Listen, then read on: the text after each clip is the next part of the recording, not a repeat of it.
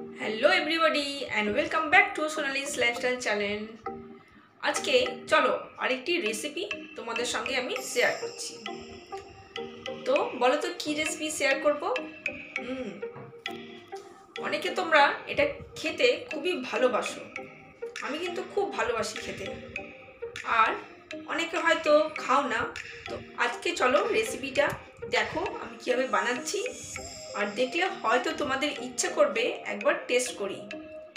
আর এটি কিন্তু আমাদের চোখের জন্য খুবই উপকারী। এবারে চলো রান্নাটা স্টার্ট করি আর তোমাদের সঙ্গে আমি শেয়ার করি। তো তার আগে চলো আমি সব কিছু নিয়ে নিই, রান্নায় যা যা লাগবে।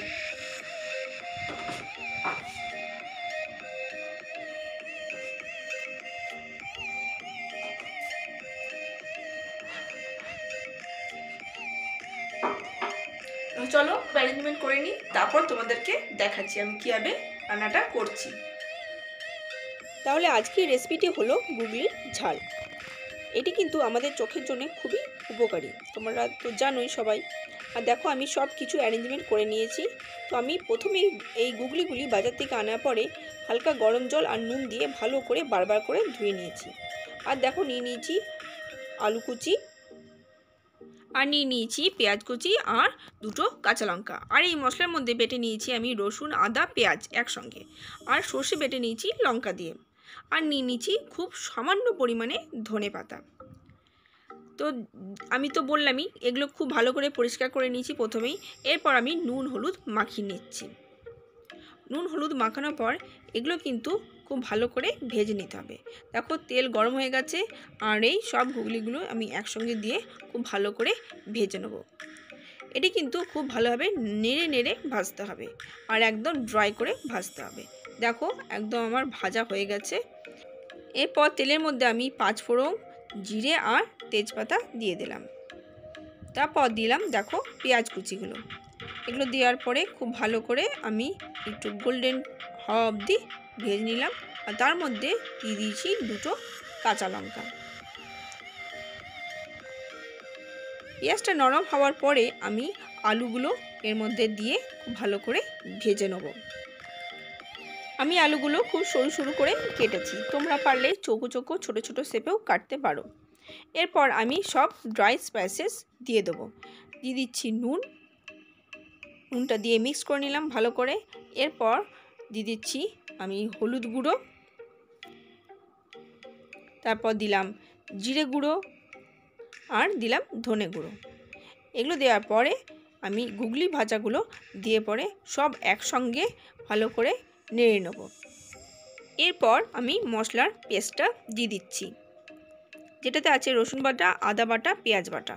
দেওয়ার পর খুব ভালো করে কষতে হবে। এরপর আমি সর্ষের পেস্টটাও এর মধ্যে দিয়ে আবার ভালো করে কষতে লাগলাম। যেরকমভাবে আমরা মাংস কষি ঠিক সেরকমভাবে এটা কষতে হবে। আমি এখানে খুব ভালো করে নেড়ে চেড়ে একদম কষে নিচ্ছি, আর একটু ঢাকা দিয়ে দিলাম। ঢাকা খুলে আবার খুব ভালো করে এটা আমি কষতে লাগলাম, যাতে কাঁচা গন্ধ না থাকে মশলার। এরপর জল দিয়ে ভালো করে আমি নেড়ে নিয়ে আবার এটা সেদ্ধ হওয়ার জন্য ঢাকা দিয়ে দিলাম। দেখো আমার ঝোল একদম টকবক করে ফুটছে, আমার কিন্তু আলু আর এই গুগলিগুলো সেদ্ধ হয়ে গেছে। এরপর উপর থেকে ধনে পাতাগুলো ছড়িয়ে দিলাম, দিয়ে পরে নেড়ে নিলাম। ব্যাস, খুব সহজ পদ্ধতিতে দেখো আমাদের এই গুগলি রান্না হয়ে গেল। খুব সহজ ছিল না রান্নাটা? হ্যাঁ, একদমই সহজ। তোমরাও কিন্তু যারা এখনও এই রান্নাটাও করোনি বা খাওনি, এরকমভাবে রেসিপিটি রান্না করে খেয়ে দেখতে পারো। আজকে তোমাদের এই গুগলির ঝাল এরকমভাবে আলু দিয়ে রান্না করে দেখালাম। এই গুগলি কিন্তু অনেক রকমভাবে রান্না করা যায়, আবার অন্য কোনো দিন এই গুগলি রান্না অন্য রেসিপি দেখাবো। তাহলে দেখলে তো কত সহজে এইভাবে আমরা গুগলি রান্না করতে পারবো। তাহলে তোমরাও কিন্তু এরকমভাবে রান্না করে দেখো, খেতে কিন্তু এটা একদম দারুণ হয়েছে। তোমরাও এরকমভাবে তোমরা গুগলি রান্না করবে, আর আমাকে অবশ্যই করে কমেন্ট করে জানাবে কেমন হয়েছে। তো ততক্ষণের জন্য আজকে আমি আমার এই ব্লগটি এখানেই শেষ করছি। দেখা হবে পরবর্তী একটি ব্লগে। ততক্ষণের জন্য টাটা, বাই বাই।